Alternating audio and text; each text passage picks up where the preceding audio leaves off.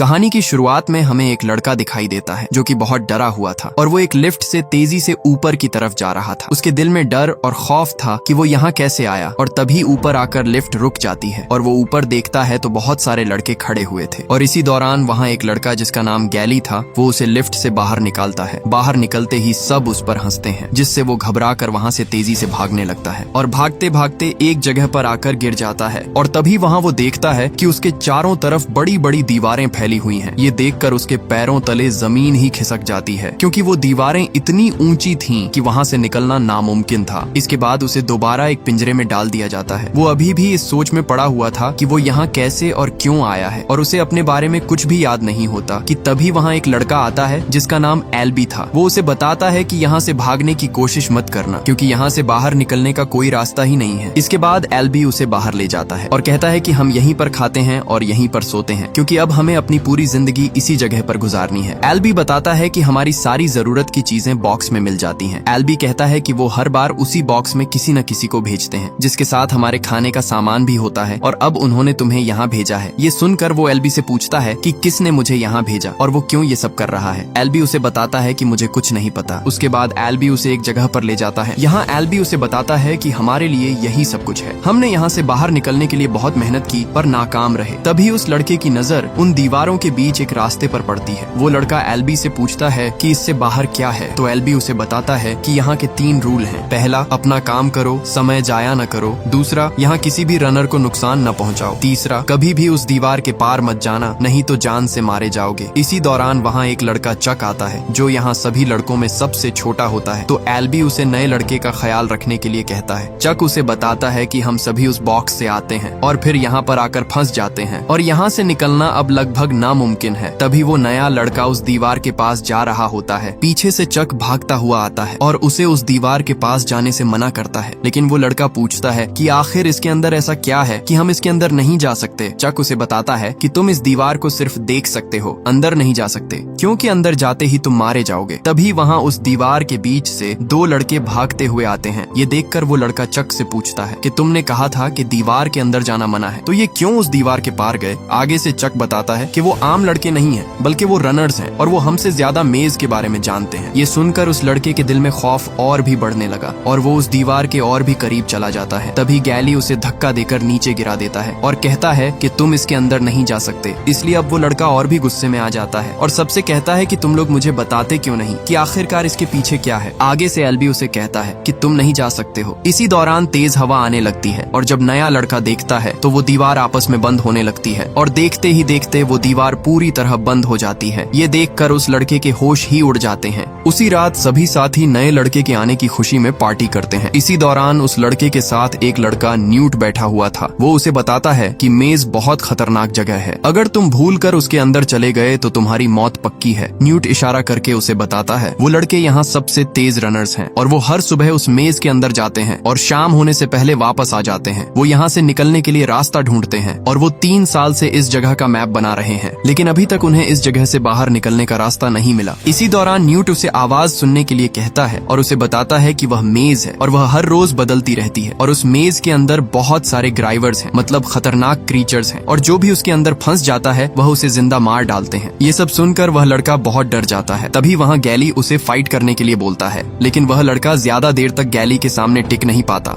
और गैली उसे जोर से नीचे गिरा देता है और इसी दौरान उसका सिर जमीन पर लगने की वजह से उसे उसका नाम याद आ जाता है और वह सबको बताता है कि मुझे मेरा नाम याद आ गया है, मेरा नाम थॉमस है। सभी लड़के उसका नाम पुकार कर उसे खुशी से वेलकम करते हैं। रात थॉमस सोया हुआ था कि उसी दौरान उसे कुछ अजीब से सपने आने लगते हैं, जहाँ वह किसी लैब में होता है और कुछ साइंटिस्ट उस पर एक्सपेरिमेंट कर रहे होते हैं। सुबह होते ही एल्बी उसे एक जगह पर ले जाता है और एक चाकू उसके हाथ में देकर कहता है कि अपना नाम इस दीवार पर लिखो, क्योंकि अब तुम भी हमेशा के लिए यहीं पर रहने वाले हो। थॉमस उस दीवार पर लिखे हुए बहुत सारे नामों को देखता है। ये देखकर वह एल्बी से पूछता है कि सब नाम यहाँ क्यों लिखे हुए हैं, तो एल्बी उसे बताता है कि जो नाम कटे हैं वह सब मारे जा चुके हैं और बाकी अभी भी जिंदा हैं। ये सुनकर थॉमस थोड़ा घबरा जाता है, क्योंकि अब उसकी जान खतरे में पड़ चुकी थी। उसी दिन काम करते हुए थॉमस न्यूट से पूछता है कि हम यहाँ से भाग सकते हैं अगर हम इन दीवारों को पार कर लें, या फिर उसी बॉक्स में दोबारा से छुपकर यहाँ से भाग जाए। लेकिन न्यूट उसे बताता है कि कोई फायदा नहीं, हम ये सब कर चुके हैं, क्योंकि यहाँ से निकलने का कोई भी रास्ता नहीं है, इसलिए अब तुम्हें यहीं पर रहना होगा। अब थॉमस जंगल में अपने लिए खाने के लिए कुछ ढूंढ रहा था कि तभी उसे वहाँ बहुत सारे कंकाल दिखाई देते हैं और इसी दौरान वहाँ एक रनर लड़का बेन आ जाता है और वो अचानक थॉमस पर हमला करने लगता है। अब जैसे तैसे करके थॉमस अपनी जान बचाकर वहाँ से भागते हुए उसी जगह पहुँच जाता है जहाँ बहुत सारे लड़के थे। यहाँ तुरंत न्यूट बेन पर हमला कर देता है जिससे वो थॉमस को छोड़ देता है। तभी वो देखते हैं कि उसके पेट पर उसी ग्रीवर के डंक का निशान लगा हुआ था, मतलब कि अब उसका बचना नामुमकिन है। इसलिए एल्बी कहता है कि इसे तुरंत पिंजरे में डाल दो। उसी दिन थॉमस एल्बी से पूछता है कि बेन को क्या हुआ है। आगे से एल्बी बताता है कि अगर उस क्रीचर का डंक किसी की बॉडी पर लग जाए तो वो इन्फेक्टेड हो जाता है और धीरे धीरे वो अपनी याददाश्त भूल जाता है। इसके बाद सभी साथी बेन को उस दीवार के अंदर भेजने वाले थे और धीरे धीरे बेन को सभी उस दीवार के अंदर भेज देते हैं। तभी वो दीवार आपस में बंद हो जाती है, इसीलिए अब बेन भी उनके बीच नहीं रहा। ये देखकर थॉमस और सभी दोस्तों को बहुत दुख होता है क्योंकि उन्होंने अपना एक और दोस्त भी खो दिया। इसके बाद वो उस दीवार पर लिखे सभी नामों में से बेन के नाम पर भी कट लगा देते हैं क्योंकि अब वो इस दुनिया में नहीं रहा। उसी रात में दोबारा थॉमस को सपना आने लगता है और उसे एक लड़की बुला रही है और वो देखता है कि उसके साथ कुछ साइंटिस्ट एक्सपेरिमेंट कर रहे हैं और फिर अचानक वो नींद से उठ जाता है और वो देखता है कि उस भूल भुलैया में मिन्हो के साथ एल्बी भी जा रहा है। इसीलिए वो न्यूट से पूछता है कि एल्बी रनर भी नहीं है तो फिर वो उस दीवार के अंदर क्यों गया है। तो आगे से न्यूट बताता है कि एल्बी हम सबसे ज्यादा समझदार है और वो इस भूल भुलैया के बारे में सब जानता है, इसलिए वो उसके अंदर जा सकता है। उसी दिन सब उनके लिए परेशान थे क्योंकि वो दोनों अभी तक उस मेज से वापस नहीं आए थे और शाम से पहले जो वापस न आए तो उसका बच पाना नामुमकिन है। इसलिए वो उस दीवार के सामने खड़े हो जाते हैं और अचानक उस दीवार से तेज हवा आने लगती है और तभी वहाँ से मिन्हो एल्बी को अपने कंधे पर उठाए हुए आ रहा था। लेकिन उनकी बदकिस्मती कि वहाँ वो दीवार भी आपस में बंद होने लगती है। ये देखकर सभी के पैरों तले जमीन निकल जाती है। वो दीवार भी पूरी बंद होने वाली थी, इसलिए थॉमस न चाहते हुए भी उसके अंदर घुस जाता है और तभी वो दीवार बंद हो जाती है। थॉमस एल्बी को देखता है तो उसे समझ आ जाती है कि उस ग्राइवर ने उसे भी डंक मार दिया है। तभी वही सभी ग्राइवर्स इनकी तरफ बढ़ रहे थे, इसलिए जैसे तैसे करके मिन्हो और थॉमस एल्बी को उठाकर वहाँ से भागने लगते हैं। तभी थॉमस की नजर एक दीवार पर उगे हुए बहुत सारे पेड़ों पर पड़ती है, इसलिए वो दोनों उन क्रीचर से बचने के लिए एल्बी को उन पेड़ों के पीछे छुपाने लगते हैं। लेकिन इसी दौरान वहाँ से वो क्रीचर उनकी तरफ बढ़ता है। ये देखकर मिन्हो थॉमस को अकेला छोड़कर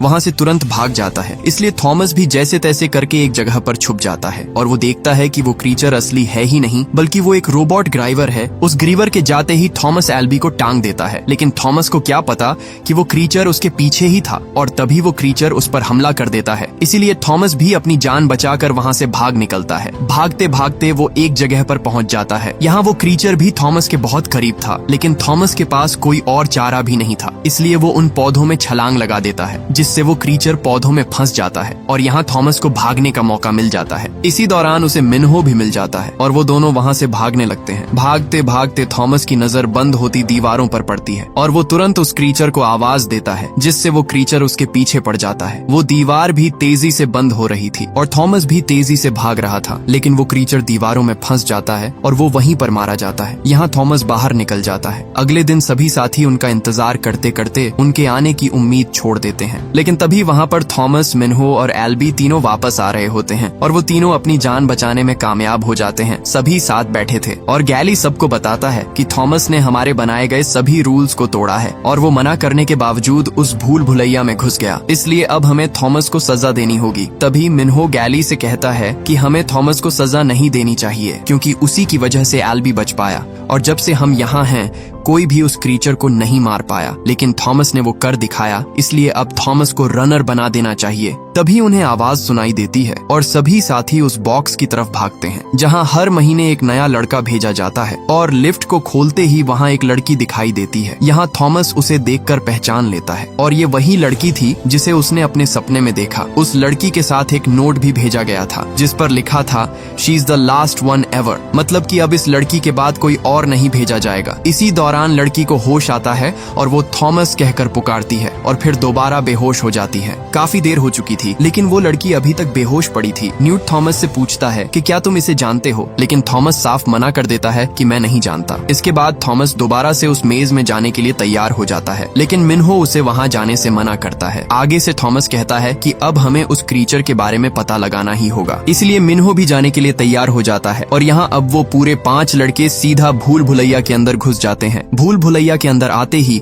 उन्हें वही क्रीचर दिखाई देता है जो कि कल दीवार के अंदर ही मारा गया था। ये देखकर मिन्हो उस क्रीचर की बॉडी का एक हिस्सा उठाता है, लेकिन इससे पहले यहाँ कोई और क्रीचर आता वो वहाँ से वापस चले जाते हैं। वापस आते ही वो देखते हैं कि ये एक डिवाइस है जिसके ऊपर विकेड लिखा हुआ था। यहाँ उन्हें पता चलता है कि ये क्रीचर उसी ने बनाए हैं जो सबको यहाँ इस भूल भुलैया में भेज रहा है। उसके बाद मिन्हो थॉमस को सीधा एक छोटे से घर के अंदर ले आता है जहाँ वो एक बहुत बड़ा मैप देखता है। असल में ये मैप उस भूल भुलैया का होता है जो कि ये पिछले 3 साल से इसका मैप बना रहे थे और यहाँ से निकलने का रास्ता ढूंढ रहे थे, लेकिन अब तक वो सब नाकाम रहे। मिन्हो थॉमस को बताता है कि हर दिन ये मेज बदलती है और इस मेज के पूरे 8 सेक्शन हैं, लेकिन अभी तक कोई भी रास्ता नहीं मिला। तभी 2 लड़के भागते हुए आकर उन्हें बताते हैं कि उस लड़की को होश आ गया है। थॉमस सीधा उसके पास जाता है। आगे से वो लड़की अपना नाम टेरेसा बताती है और कहती है कि मुझे अपने नाम के अलावा कुछ भी याद नहीं है। थॉमस उसे बताता है कि तुम इस जगह पर आखिरी आई हो, इसके बाद कोई भी नहीं आने वाला। और हैरानी की बात ये है कि वो बॉक्स अभी तक नीचे नहीं गया। सभी लड़के इसकी वजह से बहुत डरे हुए हैं। टेरेसा उसे बताती है कि मुझे सिर्फ ये याद है कि उस दिन एक औरत जोर जोर से कहती रही कि विकेड इज गुड, और बहुत सारे साइंटिस्ट मुझ पर कुछ एक्सपेरिमेंट कर रहे थे। और यहाँ थॉमस को यकीन हो जाता है कि उसने उस दिन जो सपना देखा था वो सपना नहीं बल्कि वो सच था। तभी वो लड़की उसे 2 इंजेक्शन दिखाती है जिस पर वही कोड WCKD लिखा हुआ था। ये देखकर उसके अंदर डर और भी बढ़ने लगा। इधर एल्बी उस क्रीचर के डंक की वजह से बुरी तरह तड़प रहा था क्योंकि उसका जहर उसके पूरे जिस्म में फैल रहा था। ये देखकर थॉमस उसे इंजेक्शन लगाने लगा ही था कि तभी एल्बी उसे जोर से पकड़ लेता है। यहाँ वो लड़की टेरेसा मौके का फायदा उठाकर उसे वो इंजेक्शन लगा देती है। उसके बाद गैली सजा के तौर पर थॉमस को एक रात के लिए उसी पिंजरे में बंद कर देता है। सुबह होते ही वो उस भूल भुलैया के खुलते ही दोनों तेजी से उसके अंदर जाने लगते हैं और भागते भागते वो उस सेक्शन 7 तक पहुंच जाते हैं। और थोड़ा आगे आते ही उन्हें बेन के फटे हुए कपड़े मिलते हैं। तभी उन्हें उसी डिवाइस में कुछ आवाजें सुनाई देती हैं और यहाँ थॉमस को समझ आ जाती है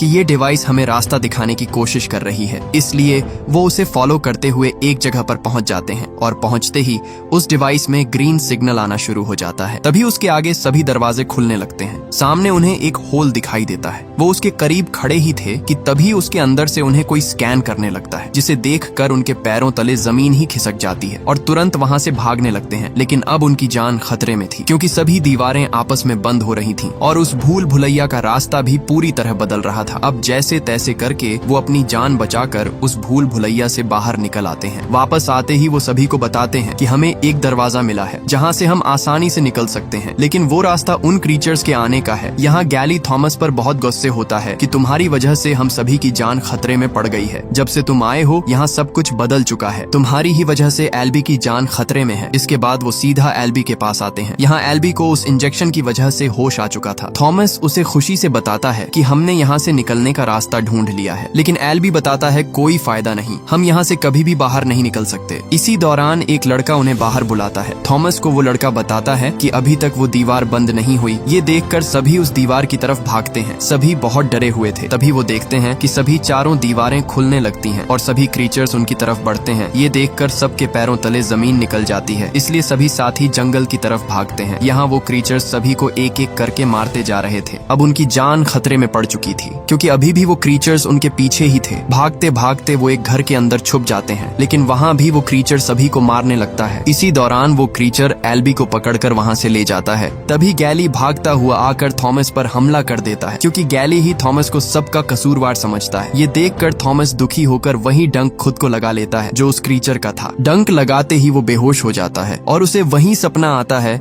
जहाँ उसे टेरेसा दिखाई देती है और एक औरत भी जो कि उसे कह रही थी कि विकेड इज गुड। साथ ही बहुत सारे लोगों पर एक्सपेरिमेंट किया जा रहा था। होश आते ही वो देखता है कि टेरेसा और वो दोनों एक पिंजरे में बंद हैं। न्यूट उसे बताता है कि गैली ने तुम्हें यहाँ बंद कर दिया है और आज तुम्हारी जान खतरे में है। उसी दिन वो सब थॉमस और टेरेसा को एक जगह ले आते हैं जहाँ वो उन दोनों को मारने वाले थे, लेकिन वहाँ कुछ साथी गैली से कहते हैं कि ये तुम गलत कर रहे हो, क्या पता थॉमस हमें इस जगह से बाहर ले जाए। लेकिन गैली भी अपनी बात पर अटका हुआ था। इसी दौरान थॉमस को होश आ जाता है और तुरंत अपना हथियार गैली पर तान देता है और कहता है कि मैं किसी भी सूरत यहाँ से निकल कर रहूंगा, अगर तुम यहाँ रहना चाहते हो तो रहो। थॉमस सभी से कहता है जो भी हमारे साथ चलना चाहता है वो चल सकता है, अब हम यहाँ से बाहर जाने वाले हैं। ये सुनकर बहुत सारे लड़के थॉमस के साथ आ जाते हैं और गैली अपनी जिंदगी वहीं गुजारने का फैसला करता है। यहाँ सभी साथी सीधा भूल भुलैया को पार करते हुए आगे बढ़ रहे थे। आगे बढ़ते हुए उन्हें एक क्रीचर दिखाई देता है और वो सभी उस पर हमला कर देते हैं। सभी उस क्रीचर को नीचे खाई में गिरा देते हैं, लेकिन इसी दौरान और भी बहुत बहुत सारे क्रीचर उनकी तरफ हमला कर देते हैं। तभी टेरेसा उस दरवाजे तक पहुंच जाती है और तुरंत कोड लगाकर वो दरवाजा खोल लेती है, जिससे वो सभी क्रीचर्स एक एक करके उन दीवारों के अंदर बंद हो जाते हैं। सभी दीवारों को पार करके वो एक टनल पर पहुंचते हैं, जहां उन्हें एग्जिट नाम का एक कमरा मिलता है। जैसे ही थॉमस उसे खोलता है तो अंदर सभी साइंटिस्ट मारे जा चुके थे। यहाँ उन्हें पता चलता है कि जो इन पर एक्सपेरिमेंट कर रहे थे वो सबको यहाँ 24 घंटे देख रहे थे। और जैसे ही थॉमस अपनी फिंगरप्रिंट एक डिवाइस में लगाता है, तभी एक स्क्रीन पर उसी औरत की वीडियो चलने लगती है। और ये वही औरत थी जो कि थॉमस और टेरेसा के सपने में आ रही थी। वो बताती है कि मेरा नाम एवा पेज है। वो कहती है कि मुझे पता है कि आप सब बहुत डरे हुए होंगे। मैं मानती हूँ कि ये सब मेरी ही वजह से हुआ है, क्योंकि मैं ही इस एक्सपेरिमेंट की इंचार्ज हूँ। लेकिन हमें न चाहते हुए भी ये सब करना पड़ा, क्योंकि सूरज ने पूरी दुनिया को जलाकर राख कर दिया है और कई लाखों जानें इसकी वजह से चली गईं। इसके बाद एक वायरस फैल गया जो सब लोगों के दिमाग को अपने कंट्रोल में कर लेता था। और ये वायरस कुछ इंसानों पर असर नहीं करता था, और वो आप ही सब हैं जो इस भूल भुलैया में थे। डॉक्टर एवा पेज आखिर में कहती है कि ये सब आपको कुछ देर में पता चल जाएगा। इसके बाद डॉक्टर अपने आप को ही गोली मार देती है। सभी लोग इससे पहले वहाँ से भाग पाते। वहाँ गैली आ जाता है जो कि इन्फेक्टेड हो चुका था और उसके हाथ में गन थी। इसी दौरान वो थॉमस पर गोली चलाने वाला था कि तभी मिन्हो उस पर अपना हथियार फेंक देता है और वो वहीं पर मारा जाता है। लेकिन गैली की चलाई हुई गोली सीधी चक को लग जाती है और चक वहीं पर मर जाता है। ये देखकर सबको बहुत दुख होता है। तभी वहाँ बहुत सारी फोर्स आ चुकी थी जो सबको वहाँ से ले जाती है और अपने हेलीकॉप्टर में उस जगह से दूर ले जाते हैं। और सभी साथी देखते हैं कि बाहर की पूरी दुनिया कचरे के ढेर में बदल चुकी है। और यहाँ सभी साथियों का फैसला ठीक रहा और वो उस भूल भुलैया से निकलने में कामयाब रहे। इसके बाद हमें वही डॉक्टर एवा पेज दिखाई देती है जो कि अभी भी जिंदा थी, और वो कहती है कि अब शुरुआत होगी फेज 2 की। अगर आप इस मूवी का पार्ट 2 देखना चाहते हैं तो कमेंट सेक्शन में पार्ट 2 जरूर लिखें। अगर ये वीडियो आपको अच्छी लगी तो इसे लाइक करें और हमारे चैनल फिल्मी नेस्ट को सब्सक्राइब कीजिएगा।